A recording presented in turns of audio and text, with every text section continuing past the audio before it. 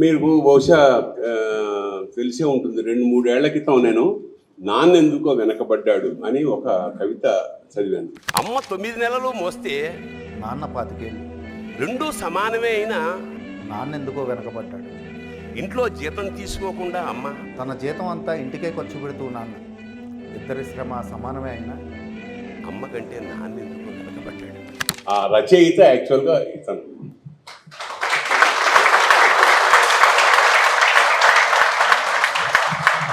పనసకల్లా Prakash assistant director. Hi, welcome to Aadhan TV. నేను Radha Vasamsetty. Reel and real with Radha talk షోకి విచ్చేసిన ప్రముఖ రైటర్ నానెందుకో వెనకబడ్డాడు ఈ శీర్షిక రాసిన పనసకర్ల ప్రకాష్ నాయుడు. సార్ నమస్కారం. ఎలా ఉన్నారు నమస్కారం సార్? నాయుడు, ఎలా ఉన్నారు? బాగున్నాను సార్. మీరు ప్రకాష్ ఎలా అనే ఉన్నారు? పిలుస్తాను, మరి తప్పకుండా. నాకన్నా చిన్న వయసు. అయ్యో సార్, తప్పకుండా సార్, ప్రకాష్ అనే పిలవండి. ఎలా ఉన్నారు ప్రకాష్ గారు? సార్ బాగున్నాను సార్, మీరు ఎలా ఉన్నారు? చాలా బాగున్నాను. ఓకే, థ్యాంక్ యూ సార్ పిలిచినందుకు. మన నేపథ్యం మన గ్రామీణ వాతావరణం. సార్ ఒకే ఊరు నుంచి ప్రస్థానం స్టార్ట్ అయింది. అవును. అంటే మీ ఊరు దాటితేనే కానీ మా ఊరు రాదు. అదే కాలువగట్ట అంట నడిచి అవును మనం ఈ స్థాయికి వచ్చినందుకు సంతోషిస్తూ సార్. నానెందుకు వెనకబడ్డాడు సార్ ఈ శీర్షిక ఎందుకు రాయాలనిపించింది? అసలు దీనికి మూలం ఏంటి? ఓకే, యాక్చువల్గా నేను ఫీల్డ్కి వచ్చేసి దగ్గర 15 సంవత్సరాల పైన అయిందండి. ఓ రోజు ఊరు వెళ్ళాను. ఊరు వెళ్తే నాన్నగారు చుట్టుపక్కల వాళ్ళందరూ వాళ్ళని అడుగుతారు కదా, ఇంకా ఏంటి పెళ్లి చేయవా, ఏం చేస్తున్నాడో, అసలు ఏమన్నా సంపాదిస్తున్నాడో, ఇవన్నీ క్వశ్చన్స్ వాళ్ళని అడుగుతారు. Yes, yes. అక్కడ ఉన్న వాళ్ళు వాళ్ళ సమాధానం చెప్పాలి.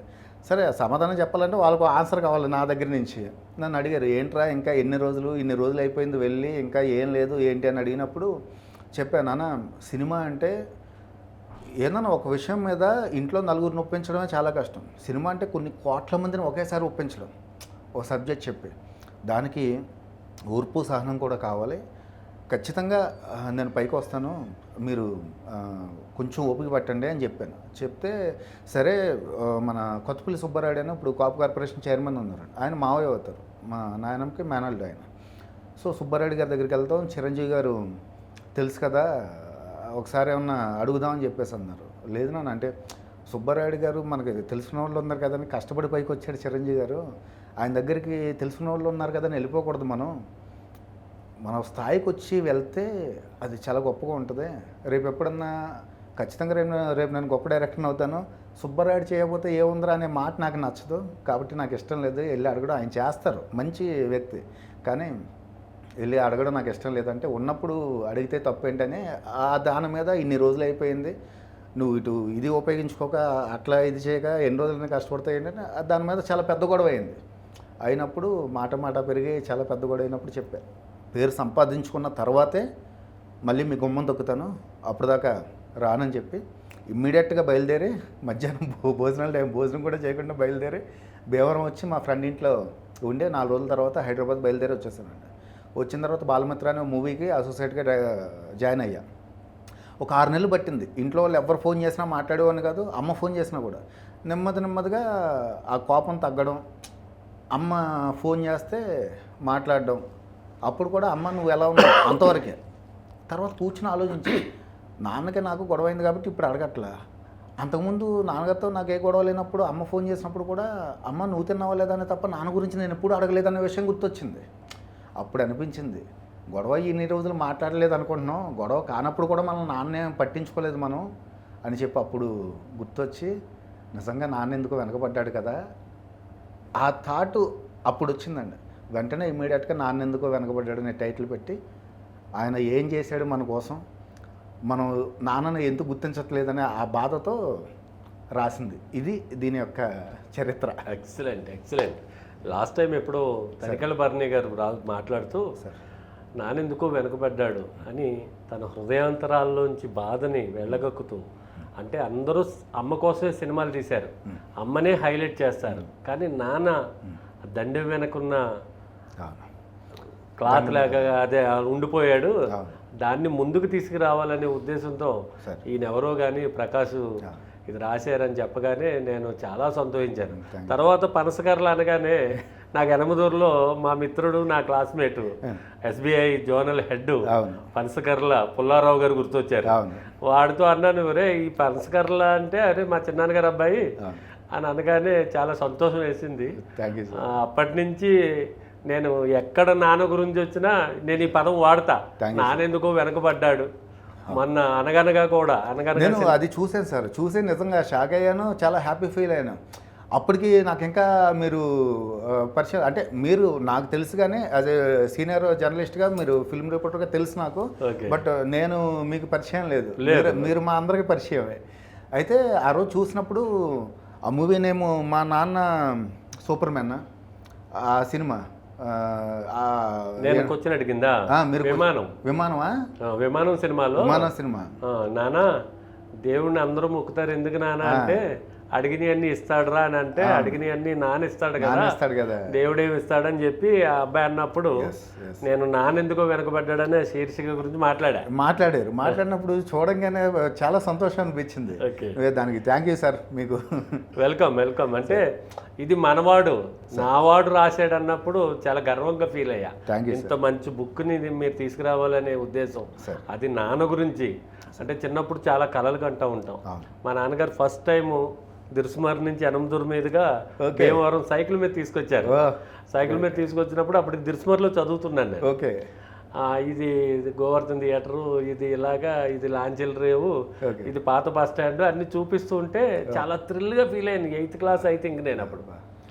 అదే నేను హైదరాబాద్ వచ్చిన తర్వాత మా నాన్నగారిని మళ్ళీ హైదరాబాద్ తెచ్చుకొని నేను ఒక కారు కొనుక్కొని, నాన్న ఇది హైటెక్ సిటీ, ఇది చిరంజీవి గారి ఇల్లు, ఇది బాలకృష్ణ గారి ఇల్లు ఇలా చెప్పాలని అనుకునేవాడిని. కానీ నేను కారు కొనే టైంకి మా నాన్నగారు లేరు.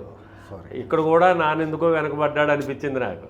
నిజంగానే సార్, చాలా గొప్ప మాట చెప్పారు. అంటే మన చిన్నప్పుడు వాళ్ళ అన్ని బాధ్యతలు తీసుకుని చాలా చేస్తారు. మనం ఓ స్థాయికి వచ్చి మనం కూడా వాళ్ళని అలా చూసుకోవాలనుకునేటప్పటికి కొంతమందికి ఉంటారో తల్లిదండ్రులు అదృష్టం కొద్దీ, కొంతమందికి ఉండనప్పుడు పడే బాధ, ఈరోజు ఎంత సంపాదించాను, ఎంత పేరు వచ్చిందే, నా తల్లిదండ్రులు లేరే అనే బాధ, అది ఎవరు తీర్చలేదు సార్. అది ఎవరు తీర్చలేదు. ఆ గుర్తొచ్చినప్పుడు కళ్ళంట నీళ్ళు తిరుగుతాయి. ఇప్పుడు మీరు చెప్తూ ఉంటేనే మీ నాన్నగారి గురించి ఆయన ఎలా ఉంటారో నాకు తెలియదు, కానీ ఆయన మీ పట్ల చూపించిన ప్రేమ, మీరు ఆ పడుతున్న బాధ, లోపల మీకున్న బాధ నాకు కళ్ళ ముందు కనబడుతుంది.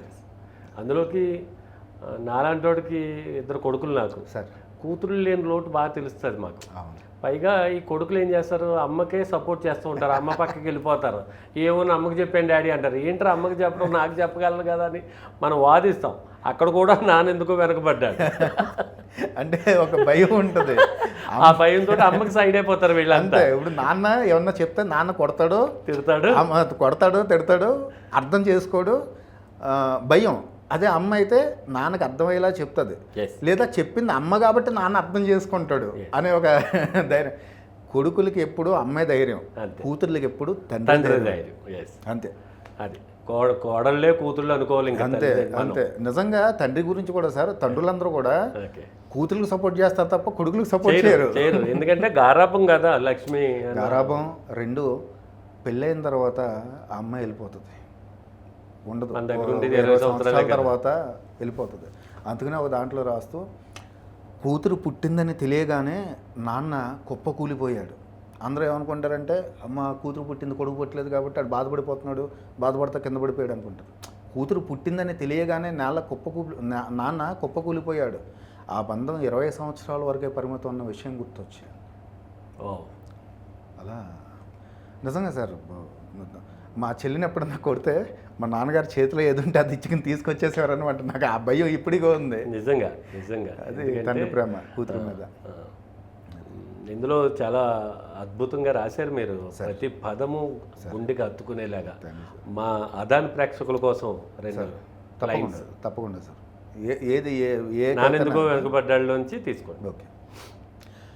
అమ్మ 9 నెలలు మోస్తే నాన్న 25 ఏళ్ళు, 2 సమానమే అయినా నాన్నెందుకో వెనకబడ్డాడు. ఇంట్లో జీతం తీసుకోకుండా అమ్మ తన జీతం అంతా ఇంటికే ఖర్చు పెడుతూ నాన్న, ఇద్దరి శ్రమ సమానమే అయినా అమ్మ కంటే నాన్నెందుకో వెనకబడ్డాడు. ఏది వండి పెట్టమంటే అది వండి పెడుతూ అమ్మ, ఏది కొనిపెట్టమంటే అది కొనిపెడుతూ నాన్న, ఇద్దరి ప్రేమ ఒక్కటే అయినా అమ్మకొచ్చిన పేరు ముందు నాన్నెందుకో బాగా వెనకబడ్డాడు. అవసరం వచ్చినప్పుడు తప్ప మిగతా అప్పుడు గుర్తు రానందుకు నాన్న ఎప్పుడైనా బాధపడ్డాడా అంటే ఏమో. తరతరాలుగా అమ్మ కంటే నాన్న ఎందుకో చాలా వెనకబడ్డాడు అని ఎట్లా ఇది చేసుకుంటూ ఆ లాస్ట్లో, ఈ కవితలో ఆ లాస్ట్లో ప్రాణం ఉంటుంది. అమ్మ అయితే వయసు మళ్ళాక అమ్మ అయితే ఇంట్లో పనికి వస్తుంది, నాన్న ఎందుకు పనికిరాడని మేము తీర్మానం చేసుకున్నప్పుడు కూడా వెనకబడింది నాన్నే.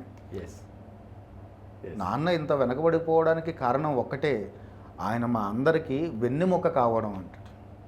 మనల్ని నిలబెట్టేది వెన్ను, కానీ మనం దాన్ని చూడలేం, దాన్ని పట్టించుకోం, దాని గురించి మనం ఆలోచించం. అదే కదా నాన్న గురించి కూడా అంతే. నాన్న వెన్నలాంటి అందుకనే మనం పట్టించుకోం, ఇది చేయం. మనం కనిపించదు అంతే. మనం లేచేటప్పుడు కనపడ్డావు, పడుకునేటప్పటికి ఇంటికి రాడు, ఇంట్లో అందరు వాడు, కానీ రోడ్డు మీద ఒంటరివాడు కదా సార్ నాన్న. అది అద్భుత. అంటే ప్రతి పదము నిజాన్ని నిర్భయంగా చెప్పారు అన్నట్టుగా రాశారు. సార్ నాకు చాలా చాలా నానెందుకో వెనకబడ్డాడనే ప్రతి చోట ప్రతి ఫంక్షన్లో నేను ఈ మాట వాడుతూ ఉంటా. మొన్న అనగనగా సినిమా రిలీజ్ అయింది, అందులో కూడా తండ్రి కోసం కొడుకు అన్నం తింటూ మానేస్తాడు. ఆ సినిమా గురించి మాట్లాడమన్నప్పుడు నేను స్టేజ్ ఎక్కి నాన్న ఎందుకో వెనకబడ్డాడు, నిజంగా నాన్న లేకపోతే చాలామంది కొడుకులకి నిద్ర కూడా పట్టదు. అవును. ఎస్, అది నేను చెప్పగానే వాళ్ళంతా చాలా అప్రిషియేట్ చేసి చప్పట్లు కొట్టారు అందరూ. మీరు సినిమాలు డైరెక్ట్ చేయాలని, సినిమాకి కథలు రాయాలని వచ్చిన మీరు మీ ప్రయత్నాలు ఎంతవరకు వచ్చాయి? బాగున్నాయి సార్. ఇప్పుడే మొన్న last month 19th cinema sign చేసాం, పూజ కూడా జరిగింది. తొందరలోనే షూటింగ్ స్టార్ట్ చేస్తున్నాం. ఒక మంచి కామెడీ మూవీ. సో అంత బాగుంది సార్. ఆ టైటిల్ నాకు తెలుసు కానీ నేను చెప్పనప్పుడు చాలా బాగుంది ఆ టైటిల్. Thank you sir. మీరు ప్రయత్నం, దానికి పబ్లిసిటీ పెద్ద అవసరం ఏం లేదు. అవును, ప్రతి ఇంట్లోనూ ప్రతి ఊర్లోనూ వినపడే ఆ టైటిల్ మీకు మంచి పేరు ప్రఖ్యాతలు తీసుకొచ్చి మంచి ఉన్నత స్థాయికి తీసుకెళ్లాలని కోరుకుంటున్నాను. Thank you sir. Thank you so much. ప్రస్థానం దినదినాభివృద్ధి అయి ఇంతింతై ఒటిడింతైగా ఎదిగి మీరు మీ పేరు మా పేరుగా ఉండాలని కోరుకుంటూ sir. Thank you Prakash. Thank you sir. నా ఆదాన్ టీవీ యాజమాన్యం వారికి ప్రత్యేకంగా మీకు నా హృదయపూర్వక ధన్యవాదాలు చెప్పుకుంటున్నాను. ఎప్పుడు ఈ బంధం మీతో, మరి ముఖ్యంగా మీతో ఈ బంధం ఇలాగా చివరిదాకా కొనసాగుతుందని ఖచ్చితంగా కోరుకుంటూ మరొకసారి నమస్కారం. Thank you.